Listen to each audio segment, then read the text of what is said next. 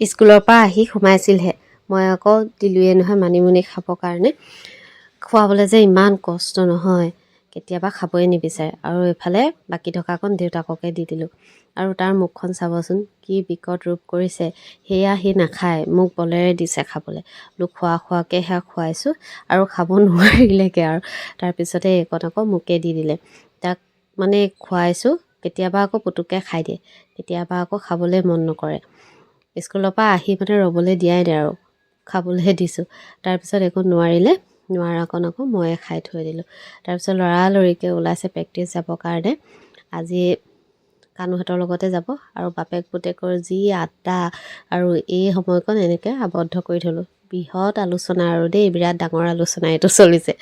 তাৰপিছত এয়া ওলালে। কানু মানে স্কুলৰ পৰা আহি আজি ৰ'বলৈ অকণো সময় নাপালে, দাদাৰ লগতে যাব দুইটা। আৰু সিহঁতকো এনেকৈ পঠিয়াই ল'লোঁ। আমিও আকৌ চাৰিআলিলৈ বুলি ওলাই গৈছিলোঁ। আৰু চাৰিআলিলৈ আহিলেতো চাহ খাবই লাগিব অকণমান। আৰু সেয়া হোটেলত সোমাই দুইটাই এয়া দহি চিঙৰা খালোঁ। খাই পিছে ভালেই লাগে দেই। আপোনালোকৰ কোনে কোনে খাই ভাল পায় বাৰু। ঘৰলৈ আহি পাই দেখিছেনে মোৰ অৱস্থাটো, কাপোৰখিনিহে সোমোৱাই আনিছোঁ।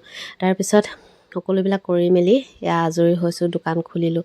দোকান খুলি এইফালে আধৰুৱা কামটো লৈ আহিছোঁ। এতিয়া আৰু বহিম আৰু জোতা মোজা পিন্ধি একদম টাইট ফিট হৈ লৈছোঁ। বহুত ঠাণ্ডা বাহিৰত। বাৰু এতিয়ালৈ আহিছোঁ দেই, আকৌ লগ পাম অন্য এটা ভিডিঅ'ত।